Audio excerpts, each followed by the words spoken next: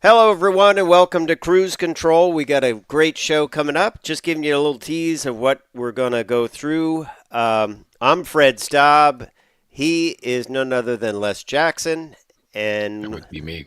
that's you. And we're going to be talking about Mercedes. They say they got a little too excited when it came to EVs. Les, this kind of continues what we've been talking about. Kind of a lot of car makers taking a second look at EVs and maybe delaying them. Mercedes says they're going to build internal combustion engines well into the next decade. That would mean 6 years at least. Yeah. Um, and speaking of electric, the first Fiat Fiat is rolling off the assembly line. It's cute.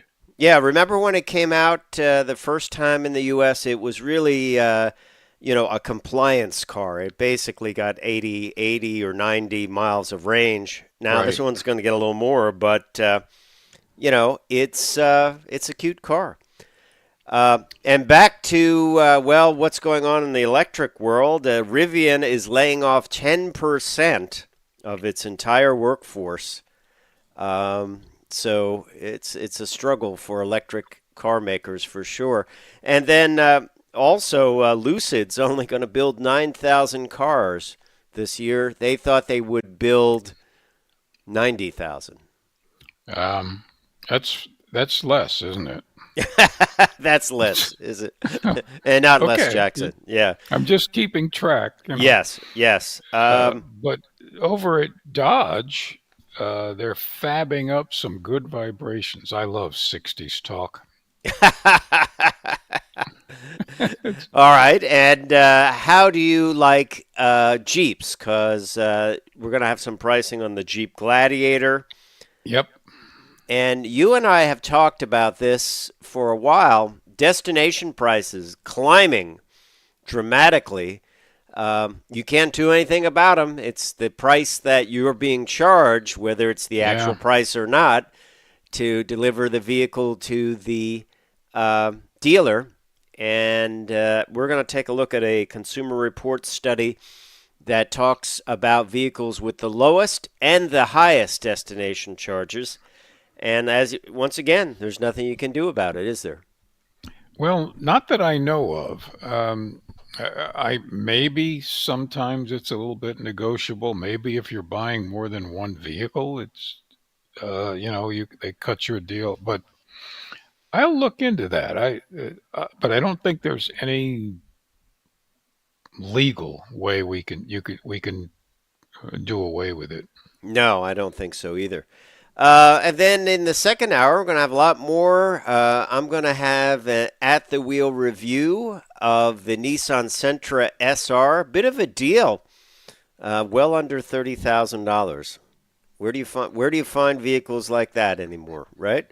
You're right. That's anytime it's under 30, take a look at it. Yeah. Well, that's a little bit of a look at what's coming up on Cruise Control. We're going to get started in a couple of minutes, so stay Mhm. tuned. We will be right back, and you want to buckle up because we're going to have a great hour of automotive news and information. Hello to everyone on X, formerly known as Twitter.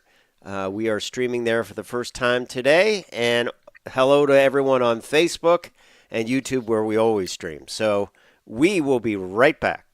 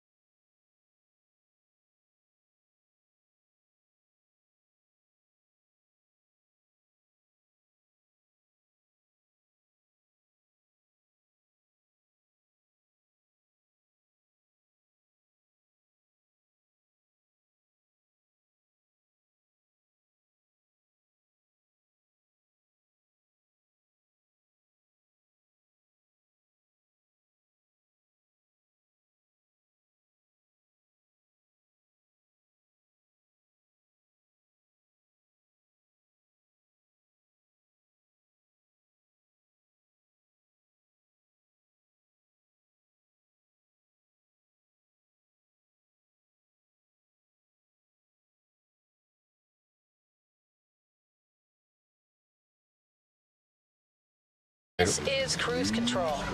Your on-air automotive magazine with co-hosts Fred Staub and Les Jackson. Everything you need to know about new and used cars. Industry news. We'll fix or repair your car on the air. Fasten your seatbelts and let us take the wheel. Now, your ride is about to begin because you're on Cruise Control. Cruise Control. Cruise Control. Hey, everybody, welcome to Cruise Control. This is your on air automotive magazine. I am Les Jackson. The other handsome guy is Fred Staub. You know us, we're here all the time. And, and as usual, we have a ton of things to cover in the automotive world. So I hope your seatbelts are fastened because we got a few fast moving subjects, but all in all, there's a lot of it, and some of it kind of exciting, some of it's a little bit disappointing. But let's take off and get ourselves in first gear and start accelerating. Yeah, well, the first story involves Mercedes. If you've been following Mercedes at all, they want to release 25 new electric vehicles. The problem is, well, like many manufacturers, the demand is just not there. They cost a lot to produce. And now they said maybe they've got a little bit too excited and ahead of the curve when it comes to EVs. They're scaling back their electric vehicles and will build internal combustion engine vehicles well until the next decade. Right, and I think we'll see similar situations with most of the manufacturers. They're not going to build them. They've invested tens of billions over the past couple decades, but they're just going to slow the pace. And speaking of electrics, probably the cutest electric I can think of, the Fiat 500e is rolling off the assembly lines on its way here. It's just, man, it's cute. Yeah, it certainly is, Les, and we're going to talk about that. And also, back to electrics, Rivian, you know them. They make pickup trucks, they make SUVs, all electric. They're laying off 10% of their workforce.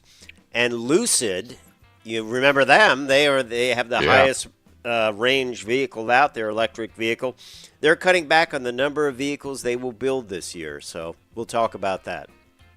that's right. And we're going to talk tech, which we love to do. This time we're talking about Dodge, which is, in the words of the Beach Boys, fabbing up some good vibrations. Yeah, we'll talk about this. Should electric vehicles simulate the experience of an internal combustion engine I vehicle? have to use this word, Fred.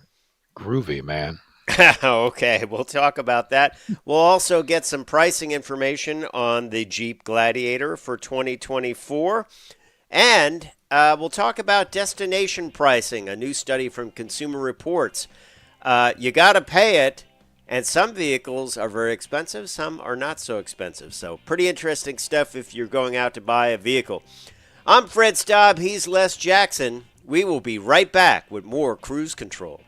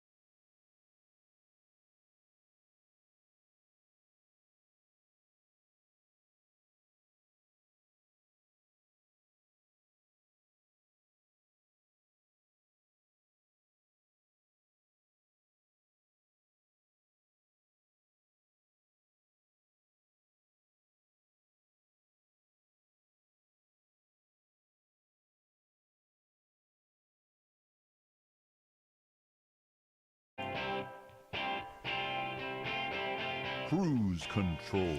And welcome back to Cruise Control, your on-air automotive magazine. Fred Staub and Les Jackson. We are here with you each week at this time. We're glad you're along for the ride.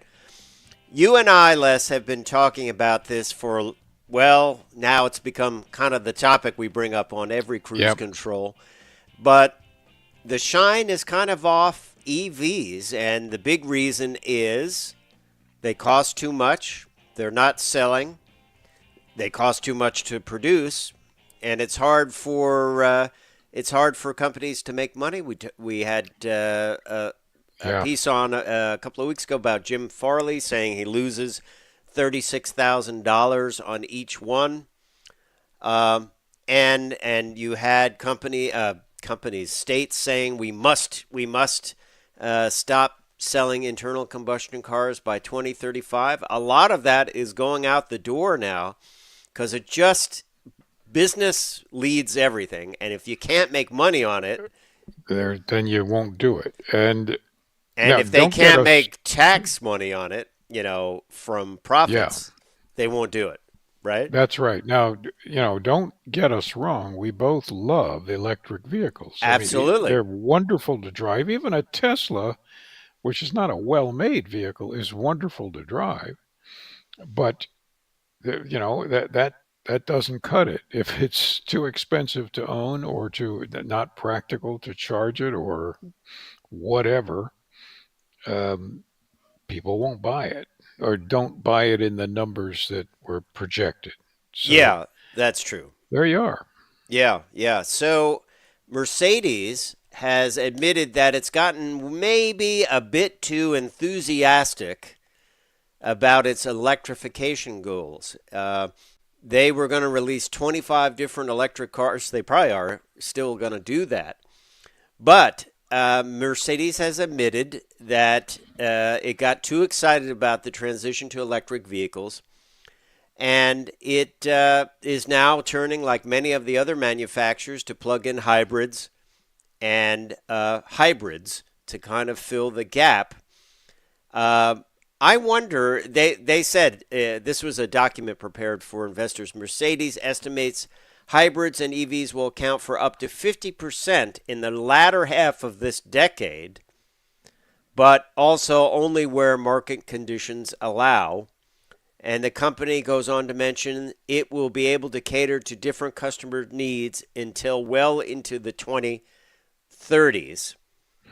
And so basically, they will be producing internal combustion engines for that long.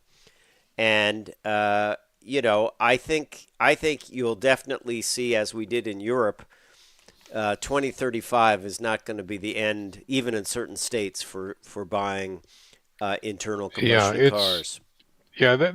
the fact is, sometimes the plans don't work. Or it's like going into battle. If you're in the military, you never quite know how it's going to turn out until you go in, and then you have to adjust everything. Uh, So this did, isn't did terrible news. This Isn't is that what just Mike Tyson said? Everyone has a plan until they get punched in the face. well, that's why I've avoided getting punched in the face Yeah. for forever because I think it would hurt, and, I'm willing to be more friendly to those people. But yeah, we're going to see this everywhere. Yeah. The whole industry is seeing the same thing, so they'll be adjusting what they're making and how many they make. And uh, we love electrics. They're just delightful. Yeah. Yeah. Well, it continues. It's kind of an interesting situation here because, the domestic manufacturers have to keep building electric vehicles. The problem is the vehicles they're building are in the $70,000-$80,000 range when you get Yep. something with decent range, 300, 400 miles. There's a couple of exceptions. One is the Chevy Equinox EV. and we can talk about that. But they're very worried about Chinese companies like BYD and others coming in.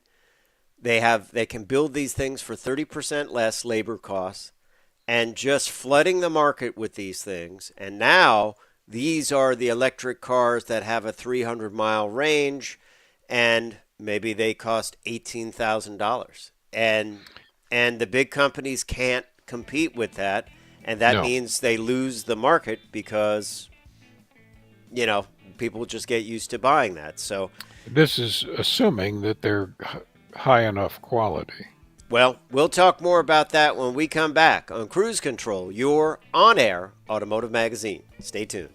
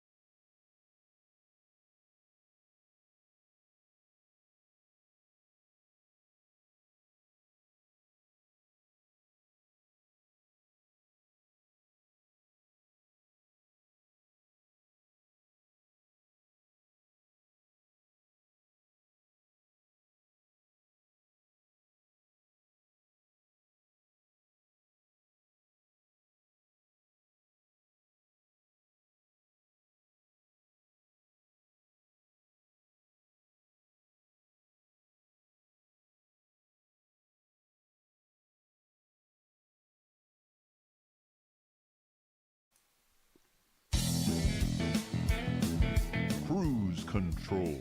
Hey, welcome back to Cruise Control. Speaking of electrics, when we've sort of abandoned them, but the fact is, Fiat is bringing in their electric 500e, and according to this just in, which was Fred, they're already sold out. But it's a really cute car, and it's quite inexpensive for an all electric. So good for them. I hope they really establish a major beachhead with this because it'll introduce more and more people to electric vehicles and looks like just a fun, like a happy car. Yeah, I mean, it is not a high range vehicles, 149 miles of range, but it's well equipped, and it is a fun looking car for sure. Uh, will it be a high volume car? I don't know. I don't know. $32,000. I don't think it. I believe it's built in Italy, and I don't think it will get the $7,500 credit. But I think people will buy it just because it looks cute, and it will be a second car for them, and it'll be kind of a fun little car for them. What do you think? I think so. And we have a lot of cities, and space is at a premium in cities, and people that have two vehicles could certainly get one of these to just do the regular daily errands, or take kids to school, or commute to work. And why wouldn't that work? Yeah, yeah. 15 minutes to charge it up at a high speed charger to 80%. Um, and in Europe, the 500E is the leading electric city car Yep. for the second year in a row. And it is Fiat's most awarded vehicle ever. Um, and I think it will do well.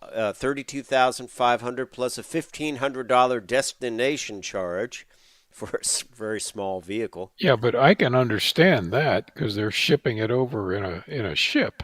Yeah, we could carry it as carry-on luggage, though.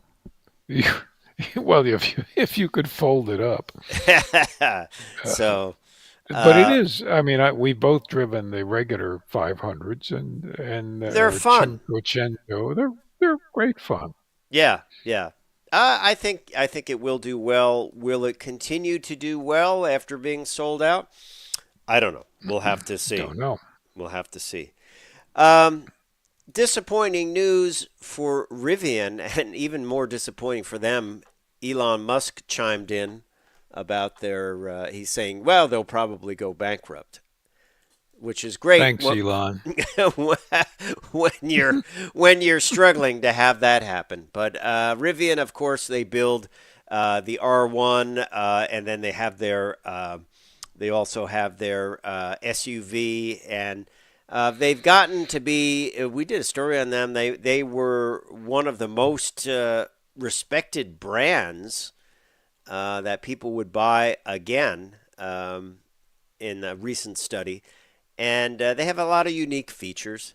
But Rivian reported Wednesday a loss of $1.36 per share in the fourth quarter, but their sales doubled to 1.31 billion, which is the worst situation you can ever have in a business where you're making money and Yeah, you're selling product, but you're not making profit. So Elon Musk weighed in and said the company could go bankrupt in 6 quarters. But he says maybe the trajectory will change. We'll have to see. But I really like the Rivians, and I actually see a lot of them around. I do too. So we'll see what happens. We'll see what happens to them. Also, over at Lucid Motors, of course, builds some high end electric vehicles, high range electric vehicles. They had estimated in 2024 they would build 90,000 EVs. Well, it looks like they're going to build just about 9,000 of them. That's uh, that's really falling short of expectations. So now it's not their fault because the whole electric vehicle market has not collapsed, but um, adjusted is the economic term. Yeah. So, but I've sat in them. I've been to their very nice displays at certain high end malls. Beautiful cars, but they I think could go under. I'm not so sure about Rivian. Yeah, I agree with you. Just because Lucids are so high end, the market is pretty limited. Rivians are a little bit more affordable and they are also more utilitarian. They're trucks, they're SUVs. It's what people want, you know? Hmm. So I think, I think you're right about that. But who knows? We are not Wall Street wizards. We leave We, that we are not, yeah. to others. I don't like to see that. I'd like to see innovation in different companies, and let's see what happens in the future for them because Yeah. I think Same that here. You know, we like to talk about products and, where they fit in the market. yeah. Well, talking about electrification, one brand I think that really has to sell it to his customers is Dodge, and this is our talking tech. This is our talking tech segment, and it will lead to a little conversation between you and I. Um, Dodge Charger SRT Daytona, which I believe we're going to see in March. Hmm. They've been saying they're going to intro it in March, but they're just driving it around. Um, they're driving it around basically uncamouflaged. So Right. I don't, I guess that's not, if you have a little piece of tape on the nose, it's considered it hasn't been revealed yet. But uh, this was in a this was in a World Intellectual Property Organization. This is a kind of a patent, and this comes from both Carbuzz and Mopar insiders. They discovered this week that it was put in way back in May of 2023 as a patent. They call it a active vibration enhancement system. So they will use active sound enhancement and active vibration enhancement with advanced signal processors to turn real time driving data like motor speed, wheel speed, acceleration, and torque into sensory experiences that the occupants can both hear and feel. And this is an alternative to their Fratzonic chambered exhaust system that they Right. showed on their one of their prototypes. Yes. As a scientist, I can translate what he just said. It's loud. It's like Uh, so. Here's so, the question. Here's the yeah. question. And someone said this is like vegan people when they make a soy steak, make it look like a steak, but it's not a steak, but they make it shaped like that. Is this the Right. same, a similar case where, why are we making an electric car sound like a Hemi when we don't really need to? Um, I think, I wish I had a good answer for that. I think they're just trying to enhance the sales of electric vehicles by making them, for the time being, sounding more like conventional vehicles. Because, Dodge, the Chargers, the Daytonas, they're, yeah, the rumble and the Right. vibration, and I think they're just trying to put that familiarity into them, Keep that same and audience. yeah, until people just get sick of it.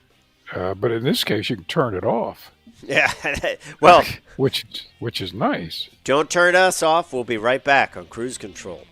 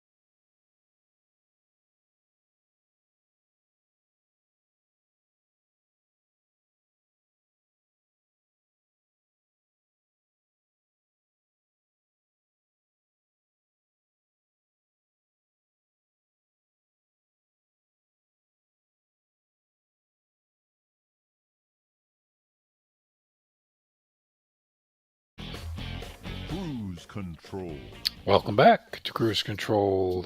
We were talking about the Dodge just a little while ago before the break, and since we're on the Chrysler Jeep uh, brand, Stellantis brand, the Jeep Gladiator is always in the news. You know, it's amazingly popular vehicle. Oh yeah, I Even wonder. though I think they're really high priced, but man, people love them, and I see them all over the place. They do, and it's been a big hit for Jeep. I mean, you think about it, it could have easily been a niche vehicle, Yeah. but it is not, and it sells well. But let's talk a little bit about pricing because we have some pricing information on the 2024 lineup. Starting U.S. manufacturer suggested retail price for the 2024 Jeep Gladiator lineup, which includes the Sport S, the Willys, the Mojave, the new Mojave X, Rubicon, and the new Rubicon X. For 2024 are the second row side curtain airbags, standard forward collision warning on Sport S and above, standard advanced cruise control with stop on Sport S and above, standard Uconnect 5 system with best-in-class 12.3-inch touchscreen radio and standard wireless Apple CarPlay and Android Auto. Imagine getting all that in the Jeep. Yeah, which when you're on the road, you can't hear any of that because it's rather noisy inside. Yeah, especially if you have no roof and no doors. But Oh yeah, but yeah. it's interesting. So the Sport starts at $37,895. The Sport S, which is the range where you start to get a little bit more things like the cruise control and some of the other higher end Right. features, 41,395. The Willys, 44,995.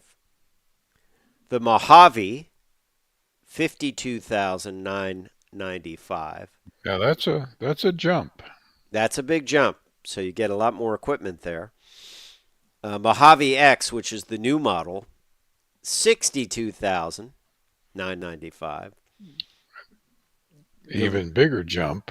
Mojave and Rubicon are the same price, by the way, of 52,995. Right.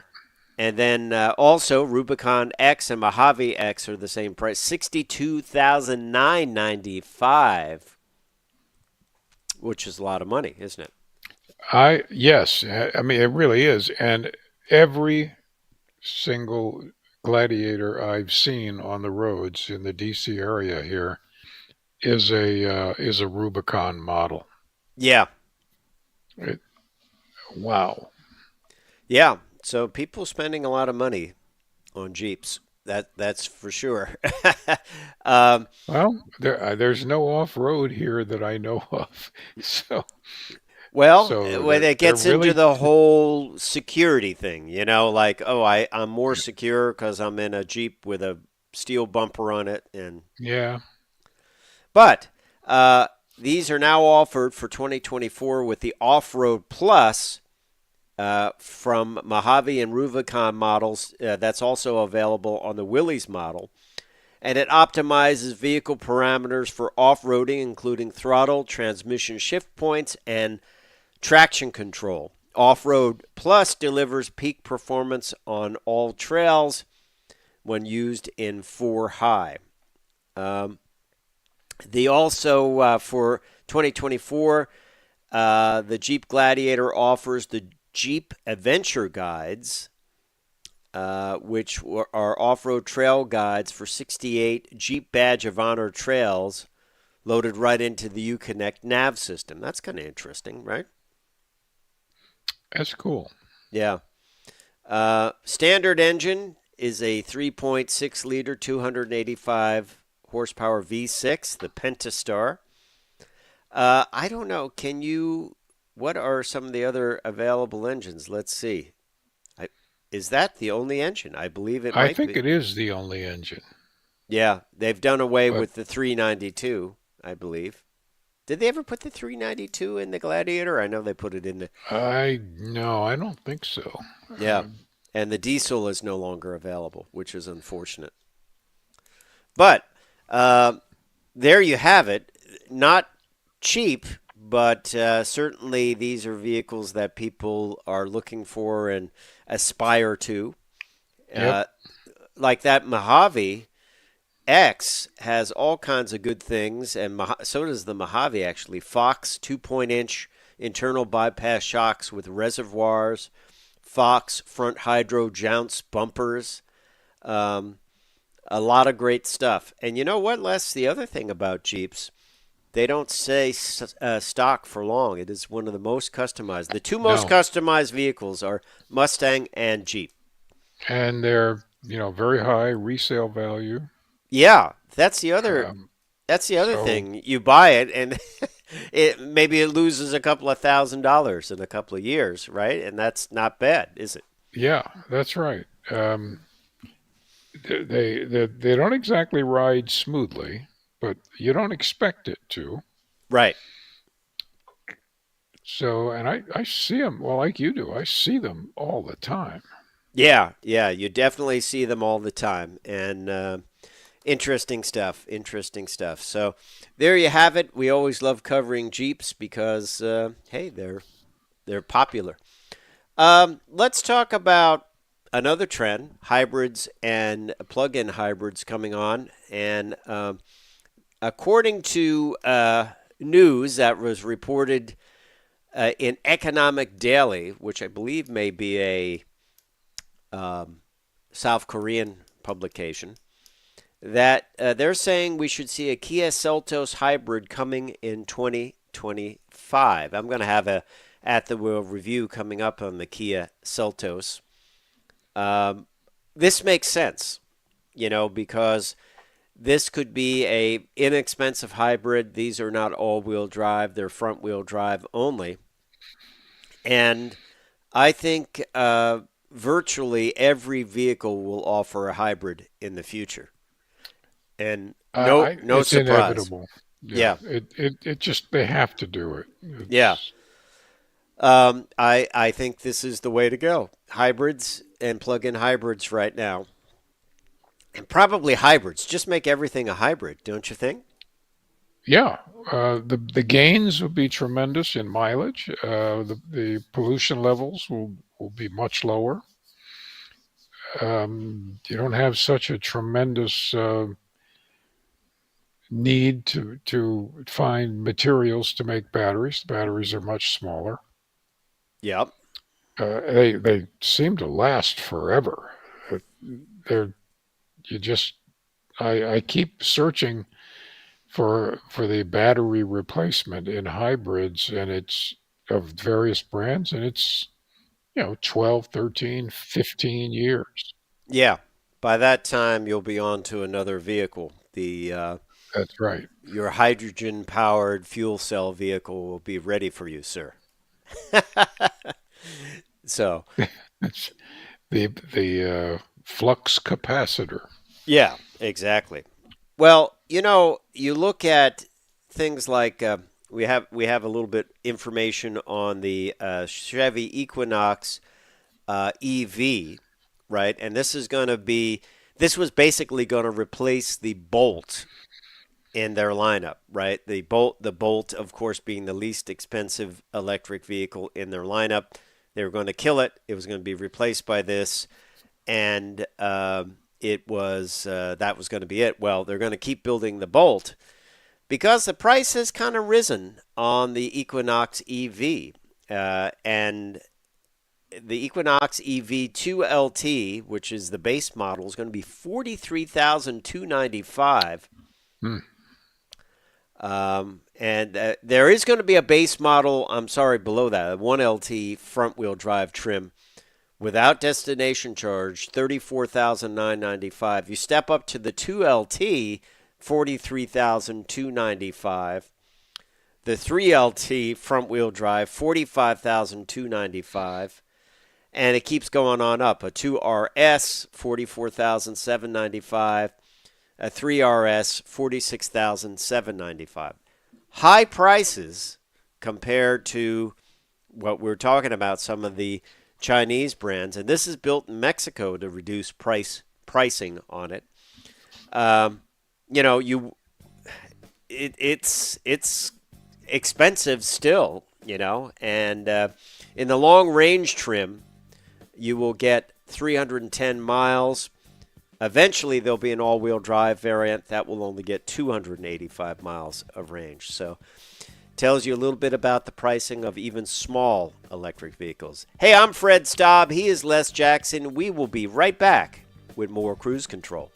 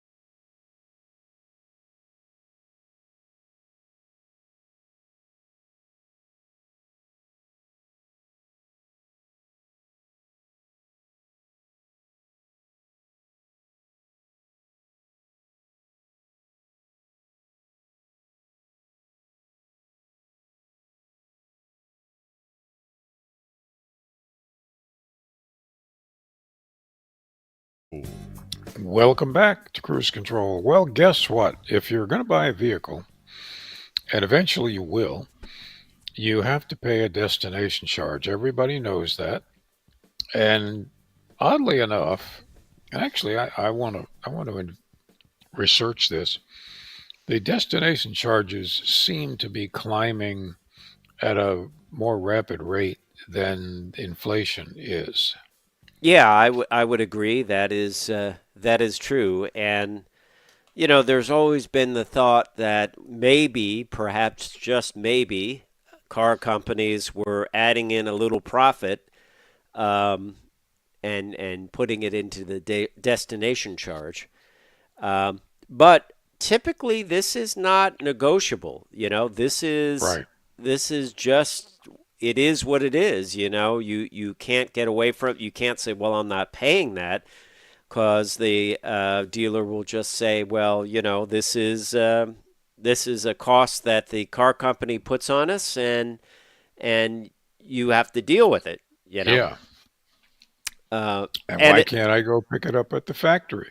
what did they used to be? Not that long ago, $500, $600. 5 to 7. Yeah.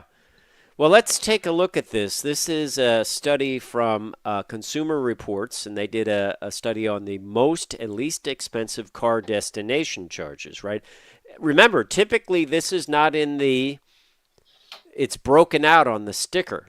So you'll see the big number, then it will say, oh, plus $1,500. Yeah. Plus a So, modest destination fee of. yeah, yeah, exactly. And they can probably claim, hey, well, we're shipping this in, and its prices have gone up, fuel costs, all that type of thing. So let's take a look at some of them. Uh, Probably some of these are quite expensive. They are big vehicles. Most expensive, right? And let's start down a little bit here. Like most of the large trucks, even the Mustang Mach E, $1,895, right? At, I don't know. Same Seems. for a Chevrolet Silverado, $1,895. Ram is now $1,995. Same thing for Navigator, same thing for Sierra pickup, same thing for a Ford Bronco, or F-150, F-250, Hmm. F-350. Interesting, an F-350 is going to be a lot heavier, isn't it? Well, true, but it's the same size. Okay, physically, So, so yeah. these are big vehicles. I can kind of go along with that. Escalade, $1,995. Grand Wagoneer and Wagoneer, $2,000. Hmm. Now, interesting point list, Jackson. If you're basing it on weight, electric vehicles, especially big SUVs, are very They're heavy. going to be a lot. F-150 Lightning electric pickup, $2,095 at the top of Hmm. the heap when it comes to destination charges, and that is a big number, isn't it? It's a big number, and the most of the transportation from the factories in this country are on special railroad cars, which don't care about weight. And then of course it's trucked to the dealerships. They do care about weight because they have to pay, according to their loads and all that. So but Consumer Reports is the first one to say that in many cases the destination charges don't actually reflect what the true costs are. Yeah, and what Um, are their true costs? I don't think we'll ever know. I think that's just an internal cost. That would be like saying, well, how much does it cost for the parts and labor to build the right. car? They're not going to tell you. It is what it is, and if you want it, you buy it. If you don't want it, step aside. Someone will come behind you, right? That's right. uh, so let's look at the better end of this deal, the least expensive. And in many ways, it makes sense. The cars are the least expensive. So down BRZ, Impreza, Legacy, all from Subaru, $1,120. All Toyota cars, all cars are $1,095. Right. Similar for Accord, 1,095. Malibu, yes, they still make the Malibu, 1,095. Seems like cars are 1,095. Audi, 1,095. BMW, all cars and SUVs, they keep it easy, $995. Now, how can they do that when the other companies can't for 995? Because they charge you $10,000 for heated seats. Oh, that's right. That's right. Maybe Um, I don't know. I mean, no, we don't know. we don't know. And then makes sense. Mini, which is part of BMW, 995 for all cars and SUVs. Um, do you think the majority of people are surprised that the destination fee is not included, and then they're like, okay, and we'll add this destination fee on? It is on the window sticker, but It is. they do break it out, don't they? Well, I think by law they have to break it out, but there are a few vehicles that they include the destination fee in the price, but very few. Yeah. Um, Um, and you can't go to the factory to pick it up. no, no. I remember No, the old days. Like, well, I'll just drive down and pick it up. Yeah, you can't do that. can't Yeah. do that. The other thing I think they do, and I've seen this in other models, where they'll eliminate features that are available, let's say in Canada, so they can price it competitively in the U.S. Right? Hmm. So I'm thinking this is like what we call on the TV a bumper. Okay, so your segment has to be 9 seconds and 45 frames, but the content is a little shorter, so you have that bumper to stretch it out, or it's a little longer, so you make the bumper shorter, right? This is what it is when they want to market their say, hey, we want to market the Buick Envista against some other vehicle. Well, we can now play with the price a little bit, and that extra bit goes into the destination charge Yeah, so we can lower the MSRP because people shop price and they want to keep all of these vehicles pretty close to the other competitors. Maybe that's it. Maybe that's what they're using it as, a price maybe bumper. so. Yeah, Um, but you're right. You can't escape it. I maybe in some cases you can negotiate it, but I don't think so. I doubt it. Yeah, I don't think so. And as I said, we had a friend that bought a vehicle and he said, well, I want one of the metallic black ones. And they're like, well, that's at another dealer. I'll have to charge you to have the vehicle brought here, which I never heard of. I thought you're making the sale, so do whatever you have to do, right? Yeah. Well, yeah. It's The not word my fault over. you don't have the right one. That's right. The word overhead doesn't mean anything at dealerships anymore. Yeah, yeah. Interesting. So anyway, this is what is your thoughts? Let us know in our comments on our YouTube page and our Facebook page. What are your thoughts on destination charges? Have you been surprised by them? Why do you think they're going up? I mean, there are some good reasons for it. It costs more to ship things. Vehicles are bigger, they're heavier. That makes sense, but maybe there's more to it. Hey, we appreciate you listening to Cruise Control. Time for me to say I'm Fred Staub. I'm Les Jackson. We are going to see you down the road. Bye.